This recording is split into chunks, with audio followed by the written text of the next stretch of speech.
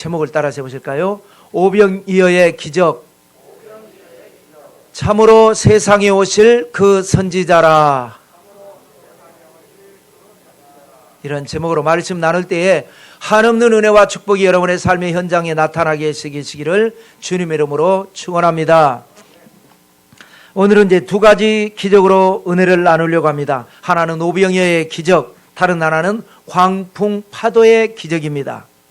두 가지 기적이 있기 때문에 제목도 두 가지 기적을 아우르는 제목으로 정하면 좋겠지만 그렇게 할 수는 없어서 가장 유명하고 우리 마태, 마가, 누가, 요한 사복음서에 다 아주 자세하게 기록된 기적이 오병이어의 기적입니다. 또 칠병이어의 기적도 따로 있고요. 그러니까 뭔가 중요하다는 것이고 뭔가 의미가 있다는 거죠. 그래서 오병이어의 기적이 핵심이고 광풍 파도의 기적은 오병이어의 기적 때문에 파생된 사건이고 기적입니다. 그래서 제목을 오병이어의 기적으로 정했습니다. 이스라엘이라고 하는 나라의 지리를 잠시 설명을 하면 남왕국 위에 북왕국, 이것이 전체 이스라엘이죠. 그 북왕국 위에 아람이라고 하는 나라가 있습니다. 거기에 중간 지점에 헐몬산이 있습니다. 아주 빽빽한 헐몬산이 있어요. 만년설이 덮여 있습니다. 그래서 거기에서 흐르는 물로 인해 가지고 요단강이 이루어집니다. 어떻게 보통 보면 강이라는 게 굽이 돌아서 가는 건데 위에서부터 아래로 일직선으로 쭉 내려옵니다. 그것을 상요단강이라고 합니다. 그런 다음에 큰 호수가 나옵니다. 그래서 갈릴리 호수라고도 하고 너무나 크니까 디베리아 바다라고도 합니다. 디베리아는 로마의 2대 황제 티베리우스 이름을 붙여서 그렇게 로마인들이 와서 붙인 이름입니다. 얼마나 크냐? 우리 해동 수원지의 76배가 됩니다. 우리 부산시의 4분의 1보다는 작고 5분의 1보다는 큰 곳. 그러니까 엄청나게 큰 호수입니다. 이 끝에서 저 끝이 보이지 않는. 그래서 성지순례 가보면 그냥 바다같이 보입니다. 그런 다음에 그렇게 큰 호수가 있는 다음에 다시 또 위에서 내려왔던 그 요단강 또 아주 좀 옆으로 틀어지지도 않고 구부러지지도 않고 일직선으로 길게 내려옵니다. 상 요단강보다는 더 길게. 이것이 하 요단강이라고 구분을 합니다. 그 다음에 또 끝에 가서 뭐가 나오느냐? 사해 바다가 나옵니다. 여기서부터 흐를 때는 민물이었는데 이 밑에 내려와서는 이상하게 아주 염도가 높아가지고 거기에 들어가면 수영을 못하는 사람도 몸에 이렇게 물속에 붕붕 뜨는, 그래서 피부병을 많이 치료하는, 또 그 바다 밑에는 사해 바다라고 그래가지고 그 밑에는 여러 가지 광물이 매장되어 있는 그런 곳입니다. 그래서 이 상요단강 쭉 내려오다가 호수하고 만나는 그 부근이 바로 예수님의 공생의 이 핵심 지역이 됩니다. 그래서 동쪽으로 가면 베세다 광야입니다. 시골 마을, 어촌 마을. 베드로, 안드레, 빌립의 고향. 이곳에서 베드로의 장모의 열병도 고쳤고 이곳에서 오병이어의 기적도 일어났고 많은 기적을 행한 곳이 이곳입니다. 그리고 이 강을 건너기도 하고, 근데 강은 잘 안 건너요. 왜냐하면 강을 건너려면 산을 넘어서 강을 건너고 다시 또 산을 건너야 이 마을이 되니까 산을 건너기 어려우니까 거기서 배를 타고 가면은 호수를 통해서 빨리 갈 수 있는 곳. 이 서쪽으로는 뭐가 있느냐? 바로 가버나움이라고 하는 신도시가 있습니다. 로마의 군대가 주둔하고 있고 여기가 이제 핵심 또 도시가 되죠. 여기는 어촌 시골 마을이고 여긴 도시가 됩니다. 그래서 예수님께서 호수 저편으로 건너가자 이런 말씀 많이 하시는데 여기서 이렇게 건너가서 역사하시고 또 너무나 막 사람들이 막 은혜를 받고 예수님을 너무 쫓아다니고 그러면 다시 보내고 이 호수 건너편으로 가가지고 여기에서 또 계시다가 또 여기에서 기자회견에 가시면 또 사람들이 몰리면 또 이쪽으로 가시고, 바로 이제 그런 곳인데, 여기에서 벳세다 광야에서 오병이의 기적이 일어날 때 이 벳세다라고 하는 마을은 어촌 마을이기 때문에 인구가 많지 않습니다. 수많은 주변에서, 특히 이 가버나움에서 많은 사람들이 와가지고 은혜를 받고 오병이의 기적을 체험하고, 그래 다시 저쪽으로 건너가자 해서 가버나움으로 가는데 그 호수에서 광풍 파도가 일어나서 파도를 잠잠케 하시는 기적. 그래서 이제 가버나움이라고 할 수가 있는 것이죠. 이 두 가지 기적이 오늘의 내용이 되겠습니다. 자, 이 기적의 사건은 오늘날 우리하고 무슨 상관이 있겠습니까? 오병이어요. 우리는 더 풍성하게 먹을 것이 있습니다. 또 파도와 광풍, 오늘날 우리는 물가에 살지 않습니다. 그럼에도 불구하고 이 말씀을 마태, 마가, 누가, 요한 기록을 하면서 강조하고 또 강조한 이유가 뭐냐? 우리에게 주시는 영적인 의미가 있기 때문에 그렇습니다. 어떤 의미가 있는지 두 가지를 살펴보도록 하겠습니다. 첫째는 오병이어의 기적을 분석을 해보겠습니다. 오병이어의 기적을 한마디로 우리가 말을 한다면 필요를 채우시는 기적입니다. 우리는 이 세상에 살면서 많은 것이 필요로 합니다. 또 어떤 경우는 필요치 않는데 욕심 부리는 경우도 있고요. 물론 하나님은 욕심은 채우지 않지만 우리에게 필요한 것은 반드시 채워주시는 하나님이시라는 것. 자, 그런데 오늘날 우리는 의식주 문제 때문에 늘 고민합니다. 무엇을 먹을까, 무엇을 마실까, 무엇을 입을까, 또 어떻게 숙소를 마련할 것인가, 내 집 마련은 어떻게 할 것인가. 그것 때문에 근심하고 염려하고 삽니다. 그런데 주님께서 뭐라고 말씀하십니까? 무엇을 먹을까, 무엇을 마실까, 무엇을 입을까 염려하지 마라. 하늘에 계신 너희 아버지께서 너희에게 이런 것이 있어야 될 줄을 아시느니라. 내가 나의 필요를 느끼기 전에 이미 아버지께서 우리보다 더 먼저 우리의 필요를 알고 계신다는 거예요. 그러므로 먼저 그의 나라와 그의 의를 구하라. 그리하면 이 모든 것을 너희에게 더하여 주시리라. 그래서 여러분, 우리가 물론 사람인지라 우리가 뭔가를 추구하는, 필요를 채우려고 하는, 물론 그것도 필요하기는 하겠지만 그것 때문에 너무 전전긍갈 필요가 없습니다. 최선은 다하되 이것을 해주시는 이가 누구냐? 하나님이시라는 거예요. 그러므로 필요를 얻기 위해서 힘쓰는 것도 필요하지만 그보다 더 우선순위가 뭐냐? 먼저 하나님의 나라와 하나님의 의를 구할 때에 하나님께서 우리의 필요를 채워주신다는 말씀이죠. 자, 그래서 이 오병이어의 기적을 통해서 필요를 채우시는 하나님께서 시범 케이스 보여주신 겁니다. 오병이어의 기적은 분석을 해보면 세 가지 요인이 있습니다. 첫째는 뭐냐? 국률의 기적입니다. 5절 말씀을 읽어보겠습니다. 예수께서 눈을 들어 큰 무리가 자기에게로 오는 것을 보시고 빌립에게 이르시되 우리가 어디서 떡을 사서 이 사람들을 먹이겠느냐 하시니. 자, 여기서 국률이라고 하는 단어는 나오지 않습니다. 그런데 사람들이 막 예수님께 몰려오니까 큰 무리가 자기에게로 오는 걸 보시고 마태복음, 마가복음에는 뭐라고 나와 있냐면 무리들을 보시고 국률이 여기사 이렇게 말합니다. 여기에는 국률이라는 단어가 없는 게 아니라 생략된 겁니다. 불쌍한 마음을 가지시고 이 사람들을 어떻게 먹이겠느냐. 그래서 기적의 첫 단추가 바로 뭐냐? 국률입니다. 여러분, 우리가 이 세상을 살아가면서요, 국률이라고 하는 게 아주 중요합니다. 사람이 살다가 보면 문제가 생길 수 있습니다. 인간관계 문제, 어떤 또 범죄 문제가 생겨날 수 있습니다. 아무리 큰 죄를 지었어도 불쌍하다라고 하는 생각이 들면 이 문제는 쉽게 해결돼 버립니다.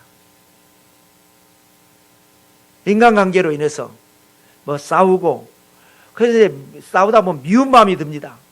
섭섭한 마음도 들고 괘씸하다는 마음이 들고, 그럼 어떻게 돼요? 문제는 커져버립니다.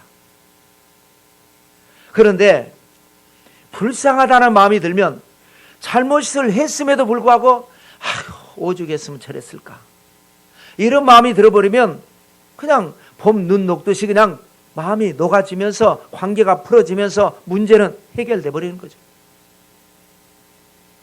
그래서 우리가 하나님 앞에 하나님의 기적을 바라기 위해서는 어떻게 해야 되냐?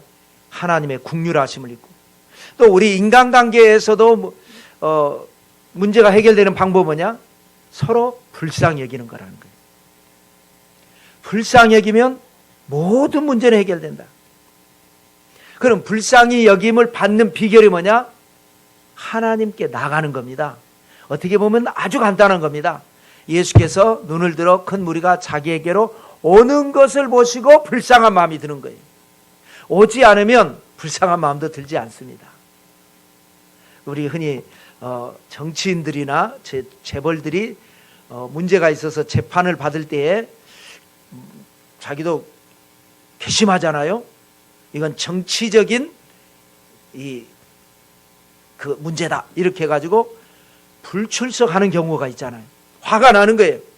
내가 뭘 잘못했다고, 이런 경우. 그러면 불출석하죠. 그러면 또 사법부는 사법부대로 괘씸죄에 더 가중되는 겁니다. 출석을 안 해, 재판부를 무시해버려, 이제 이런 경우가 있잖아요. 그런데 찾아가서 우리가 어떤 사람과의 문제가 됐을 때 또 만나고 찾아보고 그러면 사람의 마음이, 섭섭했던 마음도 풀리게 되고 오해했던 마음도 풀리게 되고 풀리는 거예요. 그래서 하나님에게 긍휼하심을 받는 비결이 뭐냐? 하나님께 나가는 겁니다.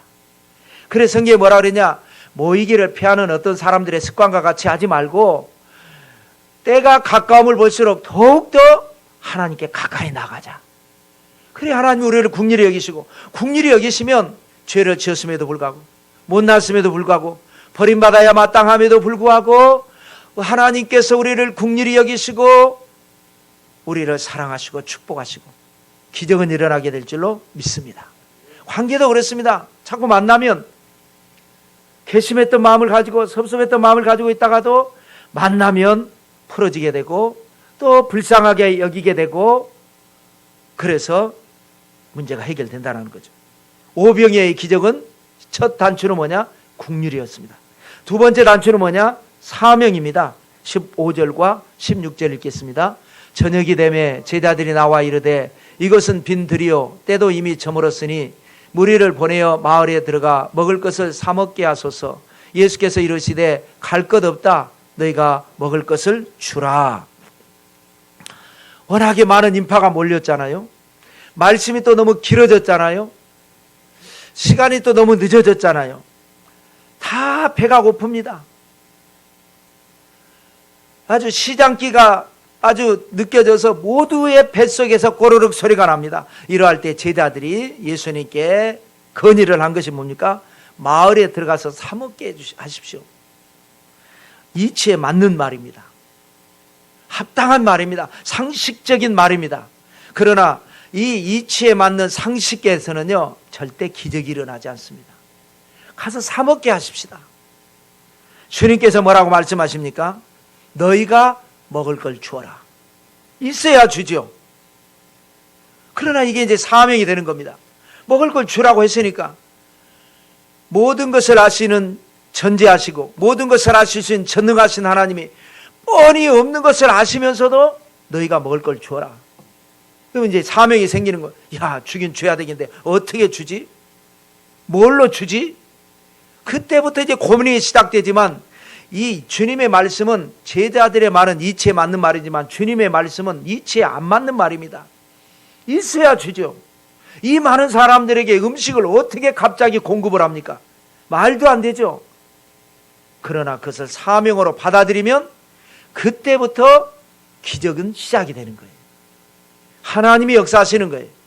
안 되는 것을 되게 하려고 하나님 앞에 엎드리고 어떻게 할까요? 하기는 해야 되겠는데 할 수가 없고 방법이 없는데 어떻게 할까요? 그때에 하나님의 역사는 일어나는 겁니다. 하나님은 기적의 하나님이십니다. 문제는 뭐냐? 내 수준에 맞게 하나님을 생각하는 우리의 믿음이 문제입니다.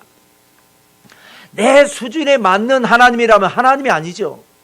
모든 것을 초월하신 하나님, 안 되는 것을 되게 하신 하나님, 없는 것을 있게 하신 하나님, 거기에 맞추는 것이 우리의 믿음이 돼야 되는데, 사람인지라 그 믿음 좋다는 믿음의 조상 아브라함도 내년 이맘때 내 아내 사라에게 아들이 있으니까 웃어버리잖아요. 이제 내가 그래도 한 70대만 해도 믿습니다 했지만, 이제 내가 100세를 앞두고 있는데 이게 말이 되는가? 이게 인간입니다. 그러나 그런 상황에서도 언제나 믿음으로 나갈 때, 믿음이 뭐냐? 사명입니다. 여러분. 사명은 뭐냐? 할 수 없지만 하나님이 하라고 하실 때, 안 되지만 하나님께서 된다고 하실 때 그것을 믿음으로 받아들인 것, 그게 사명이 되는 겁니다. 대부분의 사람들은 안 된다, 못한다 라고 합니다. 그 맞는 말이에요. 이치에 맞는 말이고 상식에 맞는 말입니다. 그런데 안 되는 것을 하나님의 말씀을 받아서 어떻게 해서든지 해보겠다고 하는 그 마음, 그 사명 가지고 할 때 기적은 일어납니다. 여러분, 모세는 어렸을 때 입양이 돼가지고 왕자로 40년 생활합니다. 그리고 사명 가지고 뭔가 해보려고 하다가 실패를 하니까 사명 팽개치고 미디안 광야로 도망갔습니다. 40년 동안 아무런 기적이 일어나지 않았습니다. 양치기, 처가살이, 광야 생활, 아무런 일이 일어나지 않았습니다. 사명을 벗으니까 속은 편합니다. 아이고, 내가 막 계획도 세워야 되고, 어떻게 이것을, 이 애굽 사람을 물리치고 이스라엘 백성들을 조직화해가지고 애굽을 나와가지고 어떻게 가나안 땅을 가는지, 아이고, 그 복잡한 문제 다 팽개쳐 버리니까 속은 시원합니다. 그러나 기적은 일어나지 않습니다. 나이 80세가 됐을 때 호렙산 떨기나무에 불이 붙었는데 불꽃이 꺼지지가 않고 나무가 사라지지 않는, 그걸 통해서 모세야, 내 발에서 신을 벗어라. 내가 선 땅은 거룩한 땅이다. 내가 애굽에 있는 내 백성의 고통을 보고 내 백성의 기도를 듣고 내가 내려와서 그들을 애굽 땅에서 인도하여 젖과 꿀이 흐르는 가나안 땅으로 데려가려. 네가 그 일을 해라. 처음에는 안 한다고 했지만 사명을 받을 때에 그때부터 모세에게는 기적이 일어나기 시작합니다. 지팡이를 던지면 뱀이 되고, 뱀을 집으면 지팡이가 되고, 요단강을 치면 나일강을 치면 나일강이 피강물이 되고, 10가지 재앙이 내리고, 홍해바다를 건너고, 광야에서 구름기둥 불기둥이 나타나고, 사명을 가질 때 기적이 일어나요. 우리 교회는 어떤 교회가 돼야 되느냐? 사명으로 충만한 교회가 되는 여러분 되시기를 주님의 이름으로 축원합니다. 사명을 잃어버리면 마음은 편해요. 그러나 기적은 일어나지 않습니다. 사명은 뭐냐? 할 수 없는데 하나님이 하라고 하시는 것을 하겠다고 하는 것, 이게 사명입니다. 그 다음에 오병이의 기적은 나눔의 기적입니다. 마가복음 6장 41절 이하의 말씀을 읽겠습니다. 예수께서 떡 5개와 물고기 2마리를 가지사 하늘을 우러러 축사하시고 떡을 떼어 제자들에게 주어 사람들에게 나누어 주게 하시고, 또 물고기 2마리도 모든 사람에게 나누심에 다 배불리 먹고 남은 떡 조각과 물고기를 12바구니에 차게 거두었으며 떡을 먹은 남자는 5,000명이었더라. 떡 5개와 물고기 2마리. 이제 요한복음에는 어린아이가 나오지 않는데 다른 성경에는 어린아이가 싸가지고 온 도시락을 가지고 먹을 건 이거밖에 없는데 가지고 주님께 나오니까 주님께서 하늘을 우러러 축사를 합니다. 항상 중요한 게 뭐냐? 하늘에 계신 하나님입니다. 모든 일은 사람들 간에 이루어지는 일이지만 그 가운데 하늘에 계신 하나님께 먼저 기도하고 축사를 하고 난 다음에 떡을 떼어서 주는데 뭐라 그럽니까? 나누어 주게 하시고, 나누심에, 나눈다라는 말이 2번이나 반복 강조 표현을 하고 있습니다. 사람들이 나눠주는데 여기서 뗐으면 없어져야 되는데 한없이 떨어져 나옵니다. 한없이 나와요.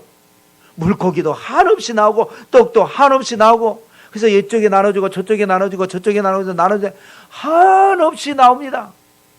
그래서 42절에 보면 다 배불리 먹고, 먹은 사람 있고 못 먹은 사람 있는 게 아니라 다 배불리 먹고, 43절에는 남은 떡과 물고기를 걷어보니까 12바구니가 넘치도록 찼습니다. 아마 이것은 어린애에게 갚아준 것 같아요. 오병이어를 가지고 12강주리의 축복을 받았습니다. 그 다음에 44절에 보면 떡을 먹은 사람의 숫자를 세어보니까 남자만 5,000명이었더라. 성비 균형으로 보면 여자까지 치면 10,000명, 어린이들까지 치면 10,000명이 훌쩍 넘는 그 수많은 사람들을 여러분이가 바리바리 싸가지고 가도 모자랄 판인데 하나님의 기적이 일어난 겁니다. 어떨 때 기적이 일어납니까? 기적은 나눌 때 일어납니다. 오늘날 문제가 뭡니까? 내 것만 챙기니까 문제가 됩니다. 제가 파라과이 있을 때부터요, 일본이 장기 불황에 시달리고 있다. 지금도 그렇습니다. 한때 세계 제1의 경제 대국이었던 일본이 계속, 물론 아직까지 저력은 있지만 계속 내리막길이고 계속 불황입니다. 물론 여러 가지 이유가 있겠지만 한때 파라과이 있을 때, 제가 파라과이 있을 때 이제 칼럼을 읽어보니까 거기에 나온 내용들입니다. 그래서 이제 방법을 쓴 게 뭐냐? 왜 여러 가지 이유 중에 하나가 돈을 안 쓴다는 거. 이 사람들이 미래가 불안하니까 돈을 안 써요. 그러니까 경제가 돌아가질 않는 거예요. 그래서 나이 많은 사람들에게 그때만 해도 무슨 연금 뭐를 못 듣던 시절인데 정부가 돈을 풀어서 노인들에게 돈을 준다는 거예요. 뭐 쓰라고. 그랬는데도 안 쓰고 붙들고 있는 거예요. 돈을 써야 경제가 돌아가죠. 그래야 일자리가 생겨서 내 아들, 딸들이 또 취직도 하게 되고, 취직을 하니까 양복도 맞춰 입으니까 양복 좀도 되고, 또 뭐 노트북도 사야 되니까 전자회사도 되고, 그 파생돼서 경제가 돌아가는데 돈을 안 쓰니까, 미래가 불안하니까 돈을 안 쓰니까 스톱이 됩니다. 원리가 이런 거라는 거죠. 쥐고 있으면 결국은 동맥경화 현상이 일어납니다. 그러나 주라, 그리하면 너에게 돌려줄 것이니 곧 구이되어 누르고 흔들어 넘치도록 하여 너에게 안겨주리라. 오병의 기적은 어떤 기적이라고요? 국률의 기적입니다. 불쌍히 여기는 마음이 일어나면 모든 문제는 해결되어 버립니다. 오병의 기적은 뭐라고요? 사명 가질 때 기적은 일어난다는, 나눌 때 기적이 일어난다는 거예요. 자, 두 번째로는 광풍 파도의 기적입니다. 자, 오병이어가 필요를 채우시는 기적이라면 광풍 파도의 기적은 문제를 해결하시는 기적입니다. 뭔가 의도를 가지고 연출하신 사건 같아요. 보란 듯이 우리에게 메시지를 주기 위해서 오병의 기적을 행하시고 난 다음에 필요를 채우셨죠. 제자들에게 너희가 먼저 건너편으로, 호수 건너편으로 가라. 그리고 사람들을 다 보내시고 예수님께서는 산에 올라가셔서 기도하셨습니다. 그런데 이 호수를 건너가는데, 호수 깊이 들어왔다가 가는 것도 아니고 육지 쪽으로 해서 살짝 지나가는데 세상에 엄청난 광풍이 휘몰아치더니 막 파도가 배를 뒤집어 엎으려고 난리를 칩니다. 이 12사도들의 12명 중에 7명이 어부 출신입니다. 베드로, 야고보, 요한은 베드로, 안드레, 그리고 빌립은 베세다 출신입니다. 그러니까 여기에 잔뼈가 굵은 사람입니다. 이 호수 밑에가 어떻게 돼 있는지까지 다 압니다. 그런데 희한하게 어떻게 이런 이 바다가 불어날 수 있는지 이해할 수 없는 일이 일어납니다. 여러분, 우리 인생도 문제가 그렇습니다. 어떤 경우는 예상한 문제입니다. 애들이 학교에 처음 입학하면 왕따도 당할 수도 있고 성적 때문에 고민할 수 있고 뭐 이런 어느 정도는 예상하는 문제도 있고, 전혀 예상하지 못했는데 희한한 일이 일어날 수도 있고, 인생이란 문제가 있습니다. 문제 없는 인생은 없습니다. 누구에게나 언제나 모든 사람에게 문제는 있습니다. 그 문제는 어떻게 할 것이냐. 이 노련한 뱃사람들마저도 혼비백산해가지고 정신을 못 차립니다. 그럴 때에 예수님께서 아시고 기도하시다가 때에 맞춰서 물 위로 호수를 걸어서 찾아갑니다. 그럼 좋아해야 되는데 사람이 이렇게 연약합니다. 하나님이 오시는데, 문제를 해결하러 오시는데 유령이라고 또 광풍 파도보다 더 무서워합니다. 여러분, 뱃사람들은 미신을 잘 믿잖아요.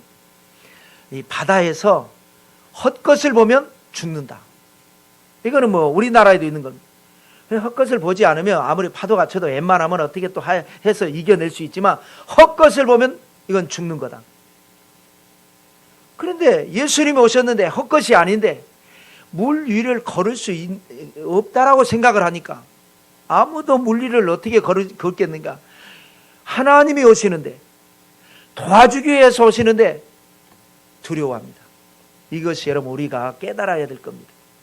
하나님은 언제나요, 파도를 타고 오십니다. 파도가 뭡니까? 문제입니다. 문제가 없을 때는 그냥 우리는 믿음으로 살면 됩니다. 특별히 하나님이 오실 필요 없습니다.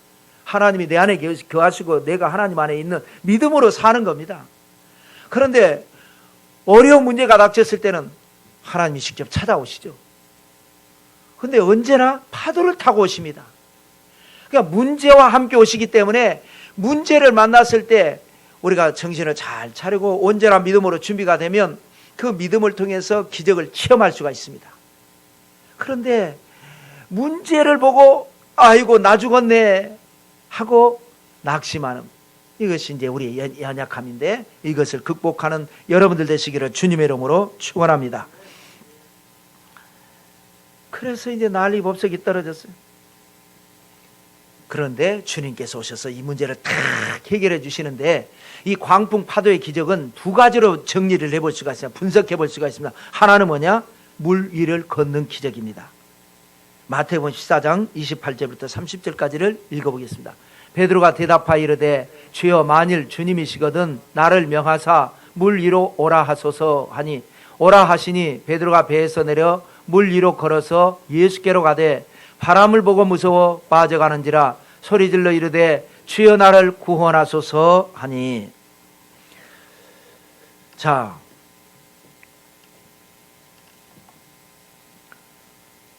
예수님께서 두려워하니까 얘들아 놀래지 마라, 나다 나. 그러니까 또 베드로는 언제나 또 한 박자 빠르잖아요. 만일 주님이 맞다면 나를 명하사 오라 하소서. 그러니까 오라 한마디 했습니다. 두 글자입니다. 우리 한글로 말하면 오라 하니까 베드로가 정말 물 위를 걸었습니다.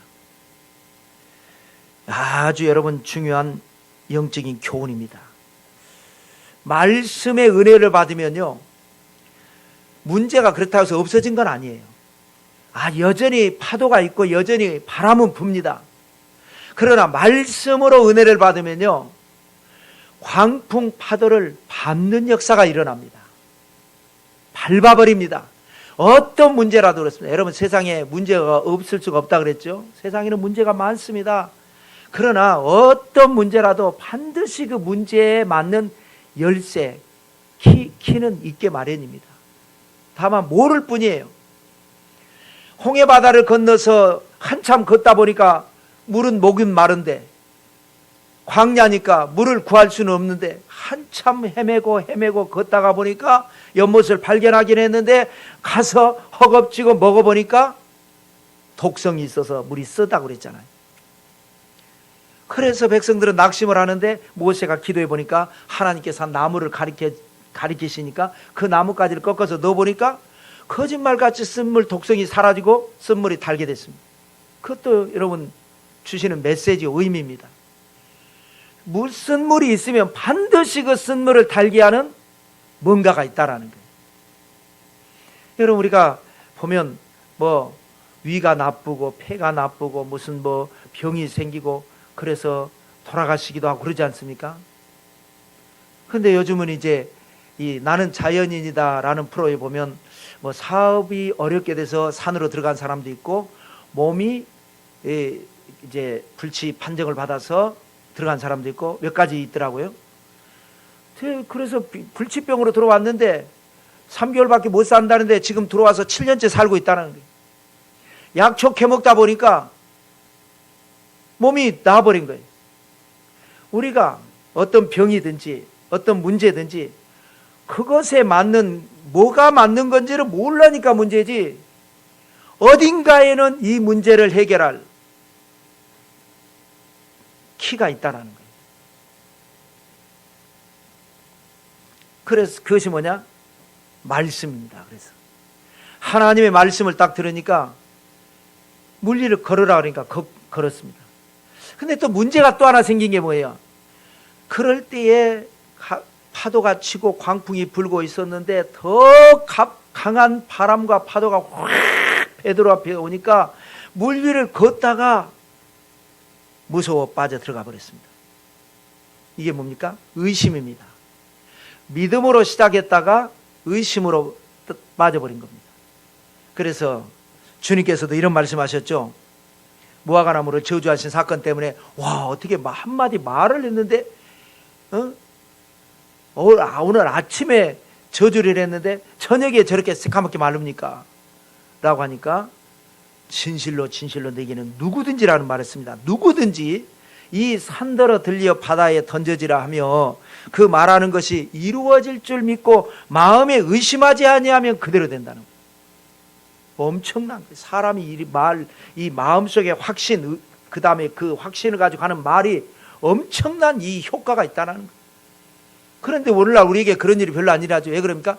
의심하지 아니하면인데 나도 모르게 의심을 한단 말이에요.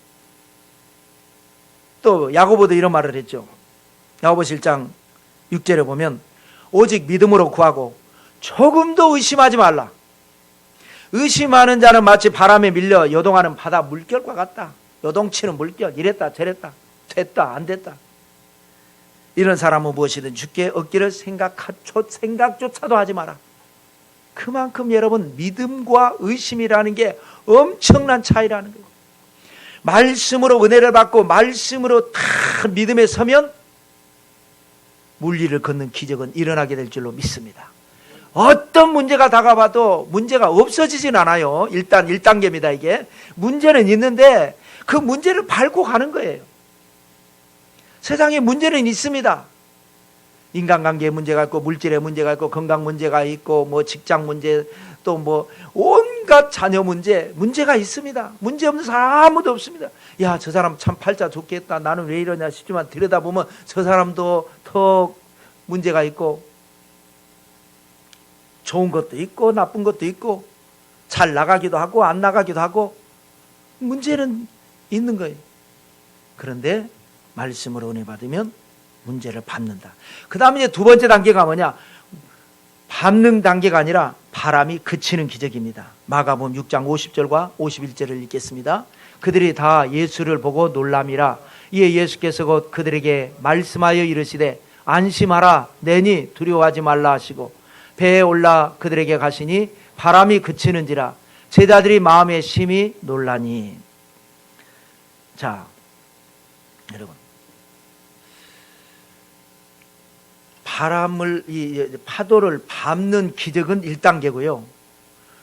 그리고 난 뒤에 예수님께서 베드로를 잡아주면서 믿음이 약한 자요, 왜 의심하였느냐 하면서 끌어올려 주셨죠. 그리고 같이 배에 올라갔죠. 지금 바다 위에 있다가 올라갔죠. 올라가니까 뭐라 그래요? 예수님께서 배에 올라타시니까 그 즉시 바람이 그쳐버렸습니다. 그러니까 1단계는요, 문제 속에 삽니다. 그러나 문제를 밟고 문제에게 지는 것이 아니라 문제를 묵묵하게 문제를 밟고 나가는 것이고, 이보다 더 강렬한 기적은 뭐냐?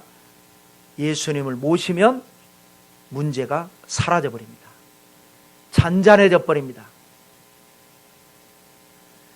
자, 요한복음 15장 5절과 7절을 읽겠습니다. 나는 포도나무요 너희는 가지라. 너희가 내 안에 거하고 내 말이 너희 안에 거하면 무엇이든지 원하는 대로 구하라. 그리하면 이루리라. 여러분, 이게 아주 중요한 영적인 논리입니다. 너희가 내 안에 거하고 내 말이 너희 안에 거하면, 너희가 내 안에 거하는 게 1단계입니다. 주여 나를 명하사 오게 하소서. 와라. 오니까 물리를 거는 거예요. 그러나 여전히 파도와 광풍은 있는 거예요. 그런데 내 말이 너희 안에 가면, 예수님께서 배에 타니까 아예 파도와 풍랑이 없어져 버립니다. 그래서 여러분, 우리가 예수님 안에 거하고, 그래서 교회로 오는 거예요. 신앙생활을 하는 거예요. 세상에서 열심히 살다가도 예수님 안에 거하기 위해서 나는 세상 사람들이 아니야, 나는 세상에서 살지만 나는 하나님의 백성이고 주님의 백성이야 하고 오는 거예요. 그래서 주님께서 주시는 힘으로 세상을 극복하면서 세상을 살아가는 겁니다. 그러나 세상에는 문제가 여전히 있고 여전히 위협하고 있습니다. 그런데 그 단계보다 더 깊은 단계로 들어가면 어떻게 됩니까? 여러분 안에 예수님이 들어가는 겁니다. 그야말로 완전히 말씀으로 충만하고 성령으로 충만하게 되면 그때부터는 더 큰 기적이 일어나는 거예요. 여러분, 세상의 모든 것은 등급이 있습니다. 학교에 가도 초등 등급이 있고 중등 등급이 있고 고등 등급이 있고 대학부 등급이 있습니다. 초등 등급도 똑같지 않습니다. 1등급, 2등급, 3등급, 4등급, 5학년, 6학년. 중등부도 1학년, 2학년, 3학년. 체육관에서 운동을 하면 처음에는 하얀 띠 등급을 줍니다. 열심히 해서 실력을 연마하면 파란 띠 등급을 줍니다. 더 열심히 하면 빨간 띠 등급, 더 열심히 하면 까만 띠 등급. 까만 띠도 또 다릅니다. 1단, 2단, 3단, 4단 해서 쭉 등급이 있습니다. 하물며 여러분, 신앙도 등급이 있습니다. 등급이 올라가는 비결이 뭡니까? 난이도가 높은 것을 할 때 올라가는 겁니다. 쉬운 거를 한 것은 올라가지 않습니다. 그래서 제가 웃음의 소리로, 제가 이제 어렸을 때 이 합기도를 할 때 어떤 애들은 관장님이 시키는 대로 막 기합을 지릅니다. 얍! 얍! 해가면서 막 다리 찢기 하고 막 아프고 힘들고 그러면서 합니다. 어떤 애들은 힘들지 않게 합니다. 난이도가 어렵지 않아요. 그래도 아무리 고함치고 막 관장님이 소리를 질러도 안 듣습니다. 말 안 듣습니다. 그러고 갑니다. 힘들 거 하나 없습니다. 100날, 1000날 합기도 다녀봤자 다니면서 맞고 다닙니다. 그러나 난이도를 하면서 막 다리 찢기 하면서 막 웁니다. 울어 막. 발리하는 여대생들도, 무용과 여대생도 막 울잖아요. 막 다리 찢기가 막 힘들어하고 막 울잖아요. 막 그렇게 울고, 그런 사람들이 나중에 유명한 무용수 되는 거 아니겠어요? 그 난이도 어려운 것을 소화해낸 사람이 나중에 연봉이 올라가고 홈런을 치고 그런 거 아니겠습니까? 신앙도 마찬가지입니다, 여러분. 머물러 있으면 안 됩니다. 우리의 신앙이 더 난이도 높은 단계로 올라가서 내가 주님 안에 거하는 신앙, 더 나아가서 주님이 내 안에 거하시는 신앙, 그러면 마귀가 한 길로 왔다가 7길로 떠나가고 문제를 해결하시는 하나님의 기적은 일어나는 것입니다. 오늘 이 오병이어의 기적이 뭐냐? 여러분의 필요를 채워주신다. 광풍 파도의 기적이 뭐냐? 어려운 문제를 해결해 주신다. 가만히 해결해 주는 게 아니라 우리가 같이 주님과 함께 나아갈 때에 하나님께서 영혼이 잘 되게 하시고 범사가 형통하게 하시고 강건하게 하시는 기적으로 저와 여러분을 축복하실 줄로 믿습니다. 우리 말씀 생각하시면서 기도하고 나라와 민족을 위해서 기도하고 교회를 위해서 기도하겠습니다. 바이러스 극복을 위해서 기도하고 또 우리 부산적 복음화를 위해서 우리 가정과 자녀와 사업과 건강을 위해서 주여 삼창하시고 기도하겠습니다. 주여 주여 주여 할렐루야 할렐루야 할렐루야 할렐루야. 전능하신 하나님의 아버지께서 도와주시고 역사해 주시옵소서. 오리알라바라바라바라바라바라바라 할렐루야. 주님의 영광 넘쳐나게 하시며 성령의 역사 일어나게 해 주옵소서. 오 할렐루야 라바라바라바라바라바라바라바라 할렐루야 리아리아리아리알라바라바라바라바라바라 주님이여 할렐루야 라바라바라바라바라 아버지여 도우시고 역사해 주시옵소서. 우리 하나님의 거룩하신 능력이 나타나게 해 주시옵소서. 할렐루야 라바라바라바라바라바라바라 주님이여 할렐루야 라바라바라바라바라바라 아버지 나라 인도를 축복하시고 회개하게 하시고 하나님의 백성이 되게 하시고 구원받는 수가 날마다 더해지게 하시고 아버지께서 주시는 축복을 받아서 선교하는 나라 대한민국 되게 역사해 주시옵소서.